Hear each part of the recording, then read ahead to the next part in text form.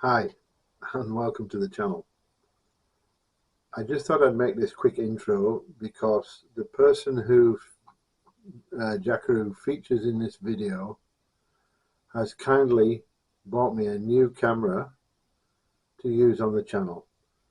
Outstanding, and I am so grateful to this person. His name is Rob, and that's all I'm going to tell you because he probably doesn't want to be identified. We did an extensive amount of work on his car, but he is such a nice man, such a grateful person, and he's bought this camera. So this is the first video I'm making with the new camera, and I'm adding it in as an intro to the video where I work on his car.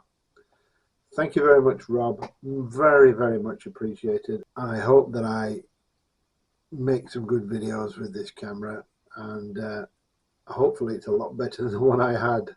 Thanks very much again, and I'll see you out there. My name's Dave, and what I have for you today is cam belt change. The car you see behind me here is a friend of mine and my son's, a guy called Rob. I'm not going to give you any more details, but he's asked me to do his cam belts for him, and that's what I'm going to do. So we've got a new belt tensioner, which is good. Doesn't come with a new spring, unfortunately, but that's okay. So that's good. A new belt tensioner. Here's the new cam belt. We'll be using that today. And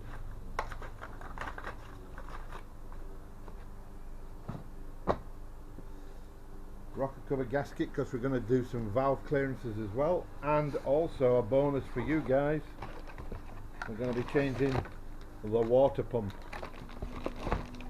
So if we find any broken seals while we're in there, we've got some main seals and oil seals. So okay, so as always, the first job is to disconnect the batteries, remove this battery so we can access the alternator to get the alternator belt off, remove the air pipe, the cooler off here, because we've got to access the rocker cover to do the rocker. Oh, before I forget, while I'm videoing today, you may see another person. That's my son Rob. He's going to help because I want a second opinion on the timing marks, etc. when we get it all set up. So we don't want to be destroying somebody else's engine. So we'll make sure it's right before we run it again, and so he'll be around helping. So. Okay, while you weren't looking, I removed the battery clamp from here, and now we're going to remove these battery terminals and the other battery terminals over there.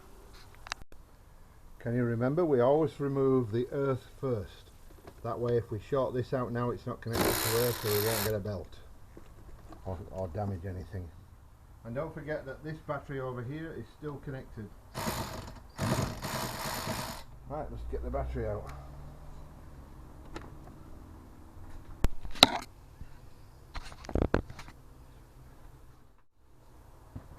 And we can get into that. I didn't want to put anything on his intercooler because I remember him telling us he'd sat and straightened everything up with a pair of pliers. I know.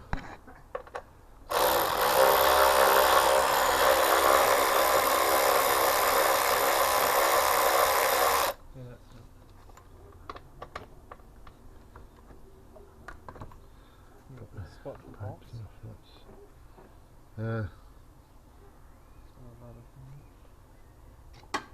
This will come off.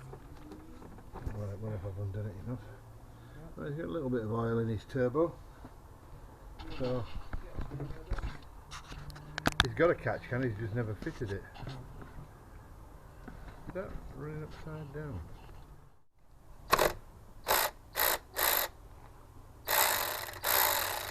Come on. Oh, no. Okay.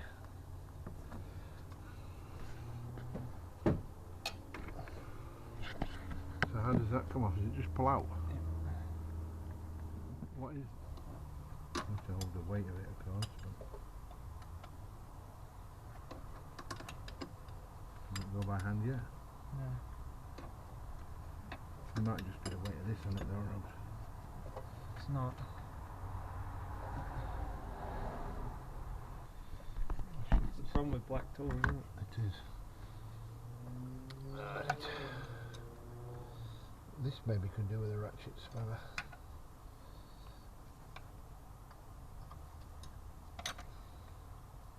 You'd think, wouldn't you, they'd come loose and then it'd be easy. Yeah. Well, that's one. The good thing is now I can spin the fan. Yeah. I'm out. Right. Get the other one. That's it.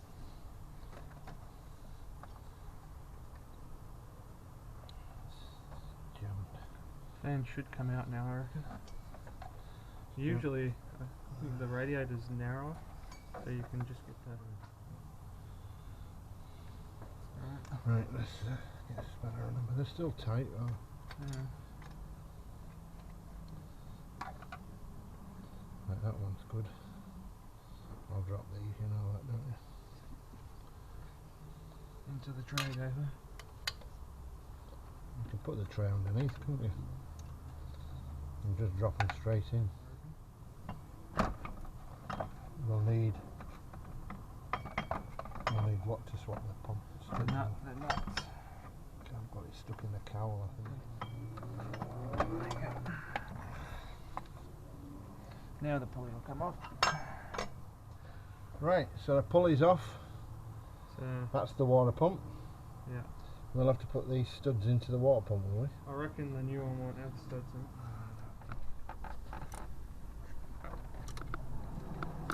So we should see the mark starting to come up, shouldn't we? I can see it actually.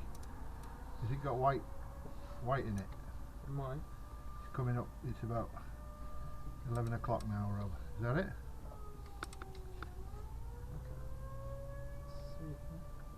Yeah, that's it. We line that up there. There's the line there. You see the So we should now have the crank pulley should be lined up, shouldn't it? the cam and the crank. And the cam pulley, the crank pulley, the cam pulley, and You want to do the belt first? well, it'd be less messy, won't it? If we did the belt first. Like hook the belt off, you mean? Yeah, if we did the put the new belt on first. So 12mm for the tensioner here for it's going to pivot on that. Do we need to loosen that a bit? You need to take that out. Take that out, And loosen this, Yeah. and then watch for that spring falling out. Yeah. Okay, sounds like a plan.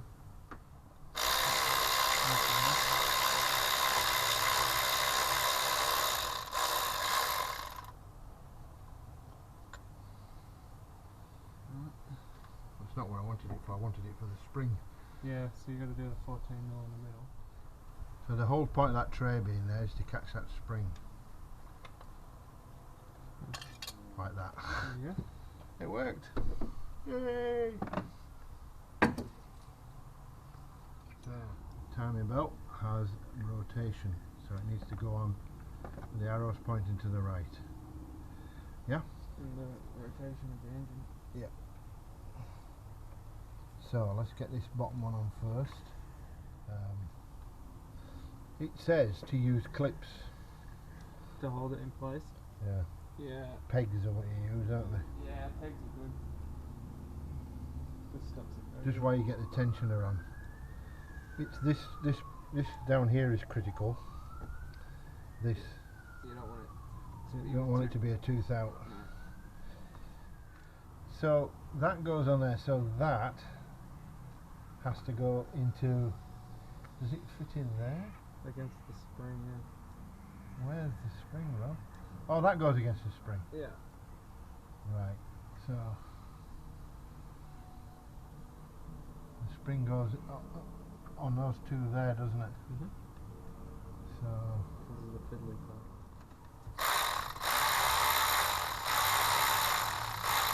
I haven't gone all the way with that.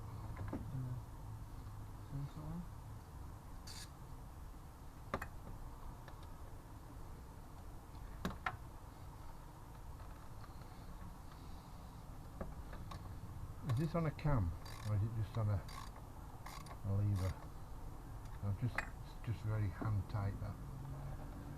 Alright. So, how's the mark down there look? Yeah, It's still pretty slack. hang on.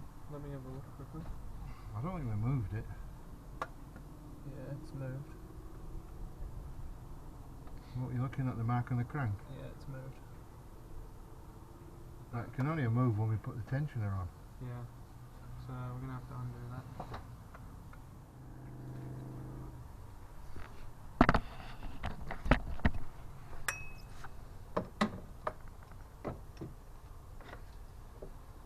Right, yeah, I'll delete for a second. You got them back again? Yeah. The cam didn't move, it was just the crank. And then they link together because of the gearing. Yeah.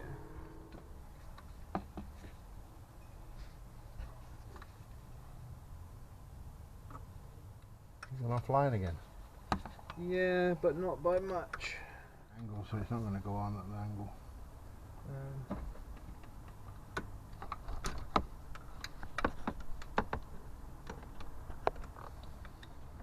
What I'm worried about is the crank having moved. No, it hasn't. Isn't it? Oh, that's good.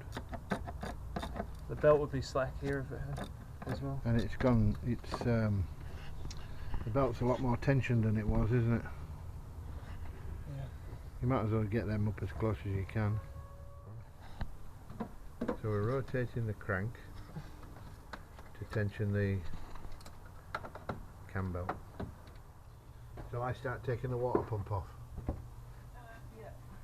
What are they, 10? Yeah.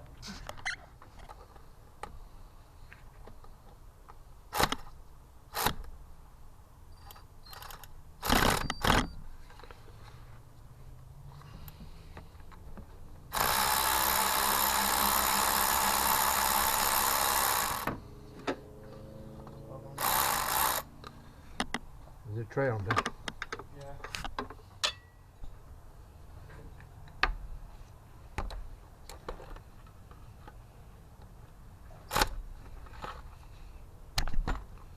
Rob, just have a look at that new water pump and tell me how it's there, will you?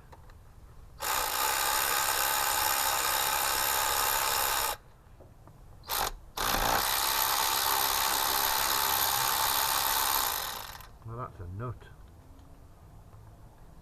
Yeah, that should be so it locates it properly. That's one, isn't it?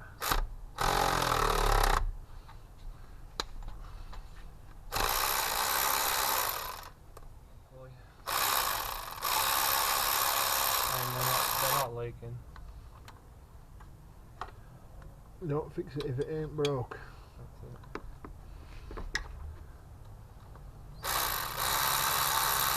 That's definitely a water pump bolt, that one, because there's water starting to come out. Right, there must be another one underneath there. There we go, you're on it.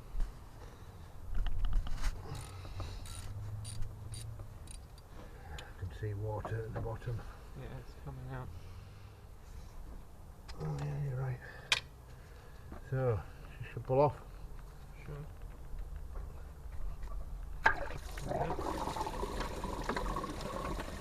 Yeah.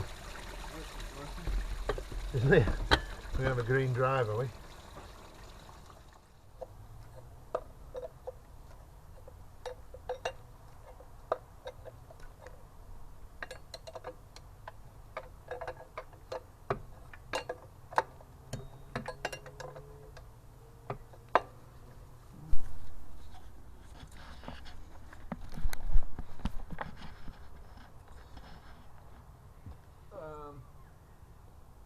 And then that's So, what it's what are we doing when we do the rocker clearances? So, these are the cams, and underneath, I don't know if you can see it down there, is a bucket. And that's what put the cam acts on top of the bucket. Actually, I've got one I can show you. And then on top of the cam is a bucket that pushes up and down inside the head, opens and closes the valve. There's a spring under there and everything. Now there's a shim. This is how we put the gap in there. Now this is a 300, so the shims are written, the width of them is written on there, but you will need a decent vernier caliper of some description, like this, and that shows you that Okay, there's a 300. That is a 300. So I can put a link to a vernier caliper in the description. So you measure using a feeler gauge. Now on the inlet side it's 1.5, so that's halfway between 0.1 and 0.2. So 1.5 is average, and that is going to go between the cam lobe and here. If you can get that in, you're at the correct width. Now on the exhaust side it's between 2 and 3, so it's 2.5, 0.25. Yeah, whereas this is 0.15. This is the inlet side. So what you have to do is when the in the car, like I just showed you, you fit a feeler gauge. You have to the engine in certain positions, but you fit a feeler gauge underneath the cam. Now if you can't get that gauge under there, then there's a problem. It's too narrow, it's too much of it, and what happens eventually, if it wears down, you'll end up with a cam that's the valve never closes because the cam is too close to it. The gap is there that when the engine heats up, the expansion of all the metal, it still has a gap, slight gap there for this. You measure this cold, when it heats up, that gap is there so that the cam isn't always opening the valve, otherwise you'll have a leak on your engine. Now, so you have to have the correct gaps there. So, and these close down with wear. So what you do is you adjust that shim, but what you have to do is you've got to once you know that one of them's out, you've got to take the shim out and see what size is in there, so you can put an alternative size in there to change the gap. Now we have a homemade tool, so we can do this in situ. Now once the cams are pushed down, that will fit in there and it locks the cams open. So when the cams come around and they're up like this, it holds the buckets down, and you can get the shims out, and then once the shims are out, you can look at the size, and then hopefully that will allow you to put the correct size in. We've just done these inlet valves, all of them were incorrect, so we've corrected them all. They're now all within spec. Okay, so that's what we're doing. You'll need a magnet, so we have a magnet on a piece of wire, which to pull the shim out once it's released. You can get let me show you.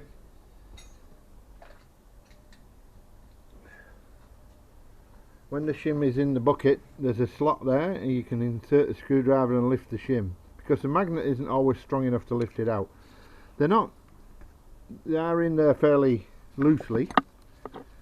The idea is that they'll spin around. Can you see it spinning?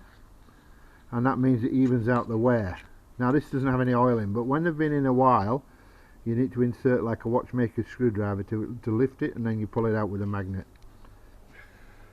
So you'll need a very, very thin screwdriver.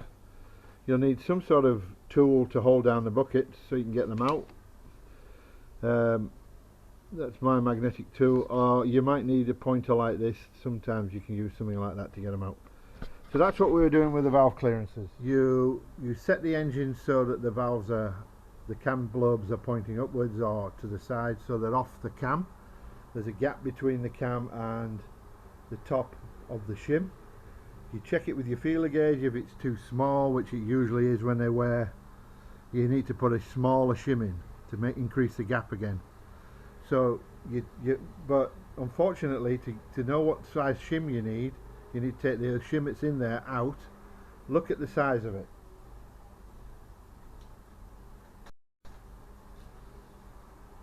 So like if I took this one out, it's 298.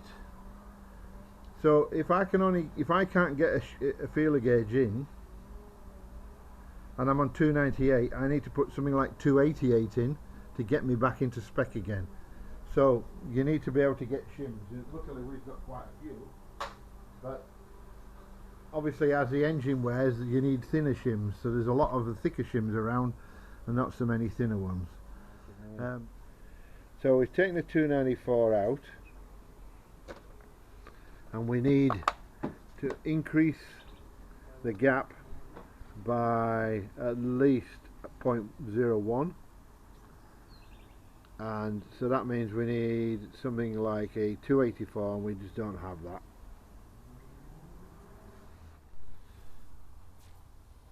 Okay, just a quick word on water pumps. So a new water pump like this doesn't come with these studs in.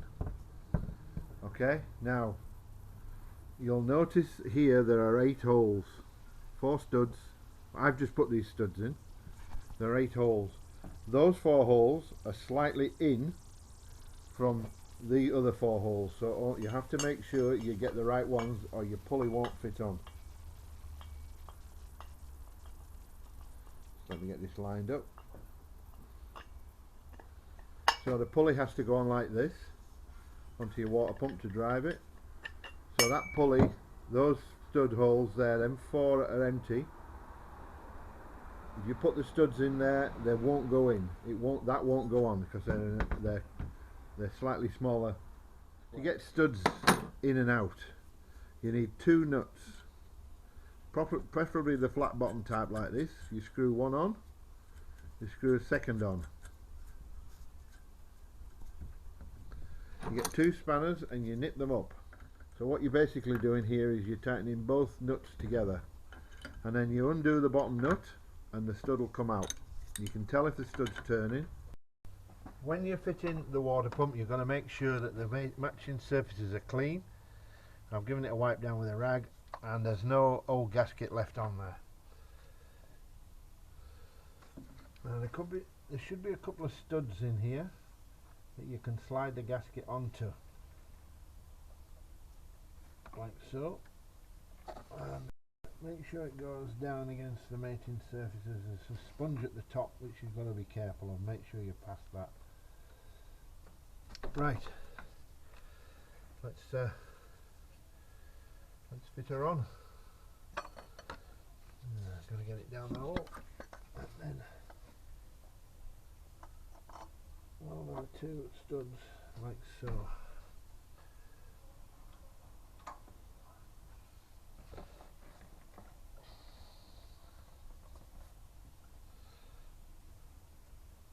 Now I'm not certain, but I would like to hope that the manufacturers have used 2 studs and the rest of the bolts, so that you can actually get the gasket and the water pump back on. Now, once the gasket's in place and the water pump's got the nuts over these 2 studs, then nothing's going to move, so you're all good to go with it. There are 7 bolts in the water pump.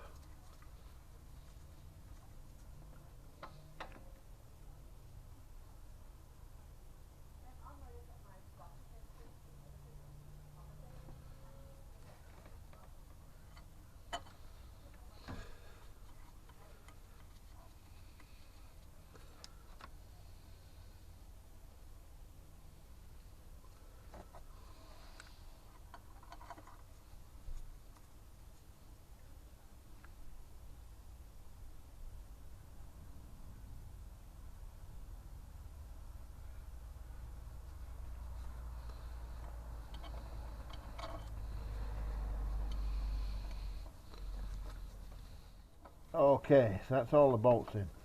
So we need to nip them up now. 12mm, 7 bolts.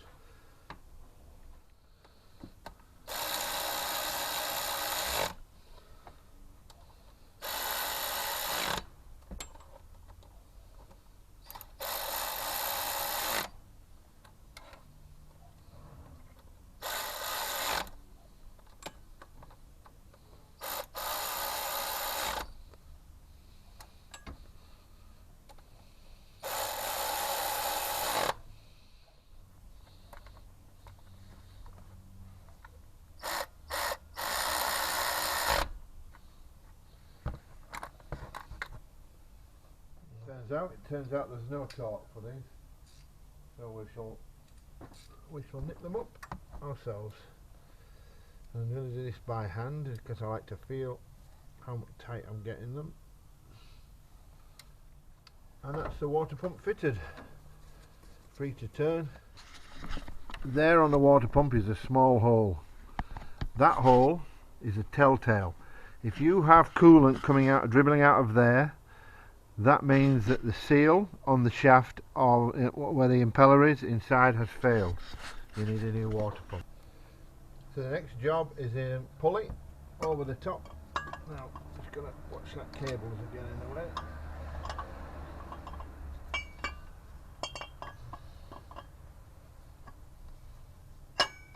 There's the pulley. Now we can install a fan. So before I do that, I'm just going to give this a clean down here, make sure it's all okay before I continue on. It's a client's car, you've got to make sure everything's right. And I think that's good. Excellent. Right, let's fit the fan.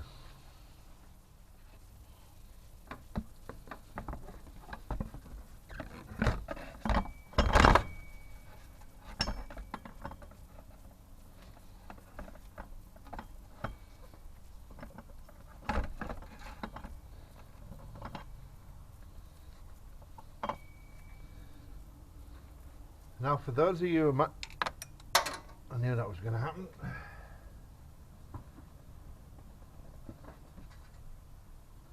Best tool in the shed, magnet on a stick. I'll link to it in the description. So for those of you who don't know, the fan on the Jackaroo, well certainly on the 4GX1, is a viscous fan. Okay, so this is nipped up.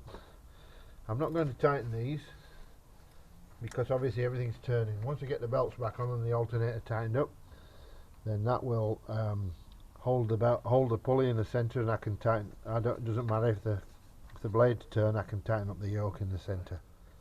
Now these alternator belts are a matched pair, so there's no rotation markings on them this time.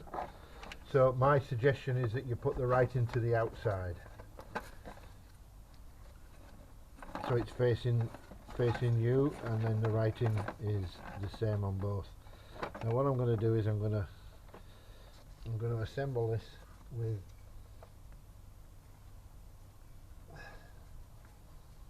now I don't know if you know this also, but this pulley that I've just inserted does have a 3 grooves in it, because the belt goes around the crank, it goes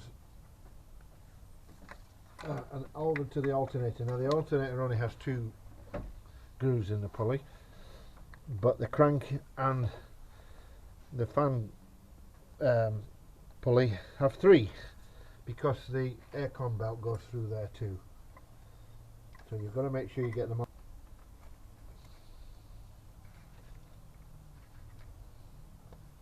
That's way too tight.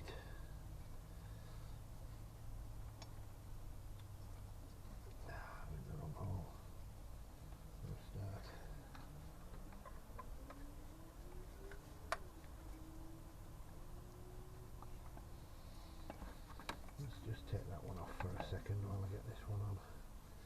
I'm in the right place on both pulleys, so this should, in theory, just go on. It's too tight, so it's obviously catching somewhere, and I think it's catching on that bolt down there, or a bolt down there. That's better. Well, it's starting to look a bit more like an alternator belt. So, because I've got more access to the top, make sure it's on right at this side. I can't tell by feeling it, so I'll have to look. Yes, they're looking good there, so we'll just get this one over the right pulley on this one. Now we can adjust the alternator, get that back into the correct position. Right, I'm going to just leave the alternator belt for a minute while I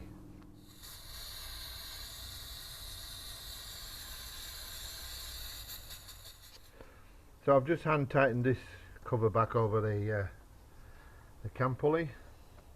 I'm just going to nip it up. It's another 12mm bolts. These look like they will shear off, so be careful with these. Okay, so this is the cover for the timing gear, and it comes with a gasket. You can see it. You can see it sticking out here. I've actually fitted it into the groove. So you know how the gasket goes, because it looks pretty straight when you get it off. There's a flat square which fits into that hole right there, look, see? And once you've got that in, the rest of it just goes into place in the right place. So hopefully we can get that just straight back on. Magnetic parts trays. Basically, when you're taking your components apart, you stick that on your car, you put your nuts and bolts in there, like so. And it'll hang upside down, nuts and bolts will stay in it. First saw them being used on wheeler dealers with Ed China. He used one of those parts trays, and I've been looking for some ever since. Nobody seemed to sell them, and then they appeared in Aldi, and I bought some. So, okay, we're going to give this a try. We're going to try and fit this back on, this cover. See how we go. It goes something like this, I have to say.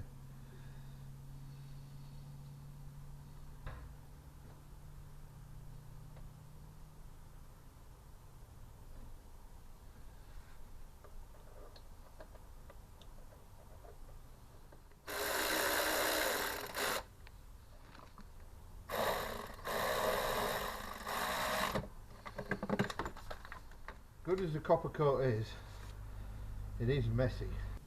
It does have an O-ring on it, but the O-ring's a bit tight. So I'm just putting some O-ring lubricant, which is the same as dielectric grease,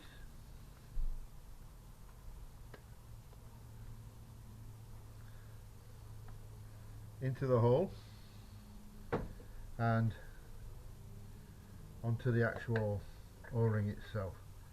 Should help me install it into the thing a bit easier. That's the best value dielectric grease I could find. I'll put a link to that in the description as well. If you go down to your auto parts store, which doesn't really hold much in the way of auto parts, you'll find that a tiny little tube of dielectric grease will cost you $28, $30, where that cost me about $35 for a big tube like that. So there we are.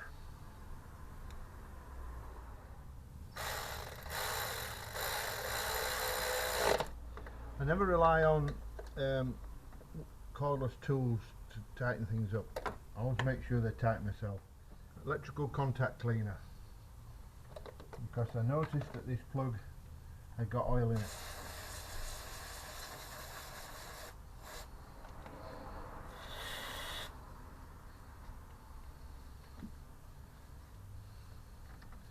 So we'll just let them dry for a minute. All the oil's clear. We need a bit more dielectric grease. Let's tension up the alternator belt. Now I use a tire lever. You can use whatever you like, but I use a tire lever to tighten up this belt. Now it's 12 mil.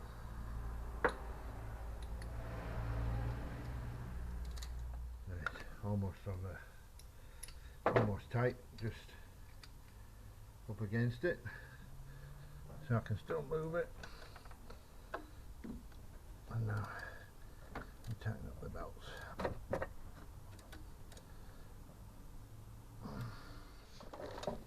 This is one of the reasons why we disconnect batteries when we work on cars, because if I was working under here with a spanner and I was to short out the alternator, there'll be sparks everywhere. And finish off. Now we've got them that tight, we can do these nuts on here and tighten these up. We've got that on. Now we've got to do the rocker cover.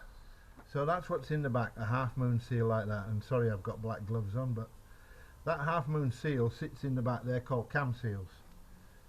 They leak all the time, but that doesn't mean to say you have to put 3 ton of silicone all over the silicone that's on it. You silicone it into the hole and then you silicone over the top. However, there's also another place that these leak. It's well known in there, down there at that point there where that casting and that casting meet each other. That will leak there, so you need to put silicone there too. So what normally we silicone the whole thing, but not too much RTV. Putting the rocker cover back on, you need to put a thin layer of RTV onto the surface between the rocker and the on the rocker cover. Don't go mad, don't put too much on, just make sure you've got it smooth. Just make sure you put a fair bit in this corner and in this corner at the bottom of the dome, because that's where the metal meets.